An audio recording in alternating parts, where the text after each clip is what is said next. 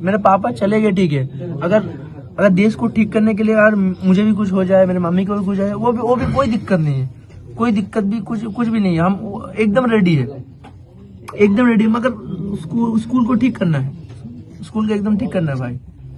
तुम्हें पता है हमने बोला इसको कॉम्पनसेशन हम डिमांड करेंगे, तो इसने क्या बोला कि मेरे को कॉम्पनसेशन नहीं चाहिए, मेरे पापा के नाम पे स्कूल बनवाओ। बंगाल में एक मुस्लिम समाज के युवक हैं जिनकी आप तस्वीरें देख रहे हैं, जिनसे कांग्रेस जनता पार्टी के जो प्रवक्ता हैं राका, वो मिलने गए हैं। इस युवा ने एक स्कूल की वीडियो बनाई, स्कूल ठीक करो अभियान के तहत। बाद में बीजेपी समर्थकों ने इनके घर में घुसकर इनके पिता की हत्या कर दी। जब कांग्रेस जनता पार्टी के प्रवक्ता वहाँ गए और उन्होंने अभिजीत दीपके से बात भी कराई, वीडियो जारी है। उसके बाद इनसे पूछा गया कि आपको कंपनसेशन चाहिए, देना पड़ेगा सरकार को। तब इस युवक ने कहा, जो मुस्लिम युवक है, कि नहीं, मेरे पिता के नाम पर एक स्कूल बना दीजिए। आप सोचिए, इस तरह की निष्ठा है इस देश के अल्पसंख्यक समाज का देश के प्रति और पढ़ाई लिखाई, स्कूल अस्पताल के प्रति। लेकिन उसी बंगाल में जब से बीजेपी की सरकार आई है, लगातार हिंसा है। लेकिन कोई टीवी वाला पहुंच रहा है क्या? कई नेताओं को मार दिया गया है, कई नेता मर गए हैं। वहां से सोचिए, ममता बनर्जी पर हमला हुआ, आपने सुना था कभी किसी दूसरे नेता पर हमला हुआ? तो देश भर से इस तरह की तस्वीरें सामने आ रही है। लेकिन मैं फिर कह रहा हूं, इस देश का टीवी अखबार आपको वो खबरें नहीं दिखाएगा जो इस देश के को लूट रहा है। वो आपको जानबूझकर हिंदू मुस्लिम की खबरें दिखाएगा, वो जानबूझकर विपक्षी दलों को सेंट्रिक मुद्दे उठाता है। सोनिया गांधी जी ने राष्ट्रीय गान का अपमान कर दिया, अरविंद केजरीवाल, मतलब तमाम विपक्षी दलों को घेरने का काम रह गया है टीवी अखबार का। सोचिए, टीवी अखबार वालों को देश की राजधानी दिल्ली के छात्रों का आंदोलन नहीं दिखा। इस टीवी अखबार वालों को लखनऊ में इन छात्रों का आंदोलन आज जो हो रहा है नहीं दिख रहा है। देश भर में स्कूलों को लेकर सोशल मीडिया पर कैंपेन चल रहा है, स्कूल ठीक करो। खासकर राजस्थान, मध्य प्रदेश, बिहार, यूपी की स्कूलें सामने आ रही है। ये लोग क्या है, भांग खाए हुए हैं, इनको दिखता ही नहीं है, सोशल मीडिया नहीं देखते हैं। ये सबके एक्स पर अकाउंट है, सब फेसबुक पर है, इनका चैनल भी यूट्यूब पर चलता है, ये सब एक्स पर हैं। आप सोचिए, टीवी अखबार को ये खबरें नहीं पता है। अभिजीत दीपके लगातार स्कूल अभियान चला रहे हैं, पूरे देश के जेनजी सड़क पर हैं। कौन सा ऐसा शहर नहीं है जहां के जेन अल्फा और जेनजी छात्र जो है धरना प्रदर्शन नहीं कर रहे हैं। हर शहर से स्कूल के वीडियो डाले जा रहे हैं, गांव से। ये टीवी अखबार को दिख ही नहीं रहा है, ये बहस का मुद्दा नहीं है। क्या मजाक चल रहा है ये, सोचिए आप। जानबूझकर छुपाया जा रहा है। सोचिए, जो लोग लालू प्रसाद यादव को चारा चोर कहते हैं, 600 करोड़ का डस्टबिन घोटाला कर गया मंगल पांडे, वो दिख ही नहीं रहा है। 4200 करोड़ का लखनऊ कानपुर एक्सप्रेसवे 42 दिन नहीं चला, वो दिख ही नहीं रहा है। 3600 करोड़ का गंगा एक्सप्रेसवे टूट गया, टीवी अखबार को दिख ही नहीं रहा है। ऐसा नहीं कि नहीं दिख रहा है, दिख रहा है, ये दिखा नहीं रहे हैं क्योंकि केंद्र सरकार ने इनको 6000 करोड़ रुपए दिए हैं। योगी जी ने इनको 6800 करोड़ रुपए दिए हैं, विज्ञापन पर खर्च हुआ है। सुने, मध्य प्रदेश की सरकार 1 करोड़ से ज्यादा रोज खर्च कर रही है। अब तो स्वामी रामदेव ने बयान दे दिया, ये परमहंस ये कह रहे हैं कि सोचिए, इस देश के टीवी अखबार को मंदिर लूट नहीं दिख रहा है। सिद्धि विनायक को लूट लिया गया 18 करोड़, संजय राउत का आरोप है। राम मंदिर में कहा जा रहा है कि 10,000 करोड़ का फर्जीवाड़ा हुआ है। 800 करोड़ के एस्टीमेट किया राम मंदिर 2300 करोड़ रुपए का बना। 5000 करोड़ लोगों ने दिया था राम मंदिर के लिए। सोचिए किस तरह से आस्था से खिलवाड़ हो रहा है। स्कूल, कॉलेज, अस्पताल को खत्म कर दिया गया है सारे। सोचिए, एनटीए ने यूजीसी नेट के फिर से एग्जाम करवाने की बात कही है, 3 पेपर। ये प्रदीप जोशी प्रमुख हैं। पता कीजिए, व्यापम से लेकर यूपीएससी लेकर और एनटीए तक कहां कहां इनका कनेक्शन है।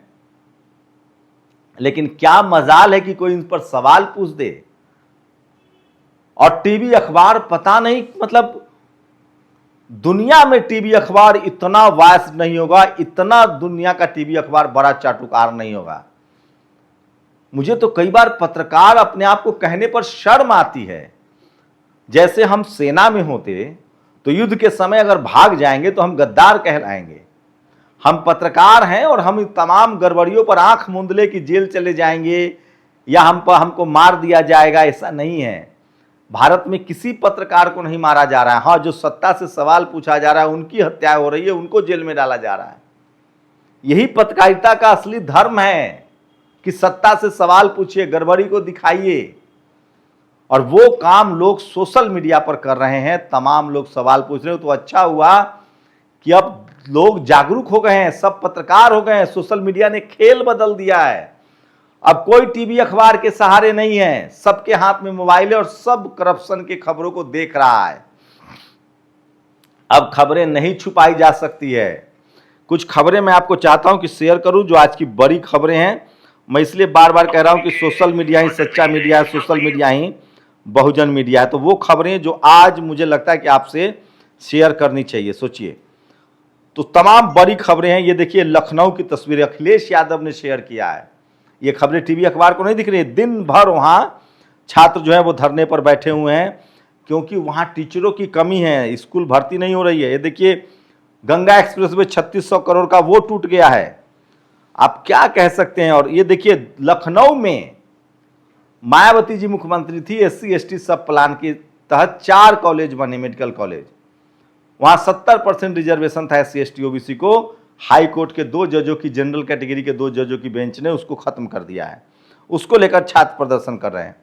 दिल्ली NCR की तमाम खबरें हैं जो आपको नहीं दिखाई है। देखिए, स्कूल की तस्वीरें लोग सोशल मीडिया पर लिख रहे हैं। अब तो ये परमहंस भी कह रहे हैं कि बीजेपी के नेता जो हैं वो लुटेरे हो गए हैं। ये देखिए, इस मध्य प्रदेश की स्कूल की तस्वीरें हैं।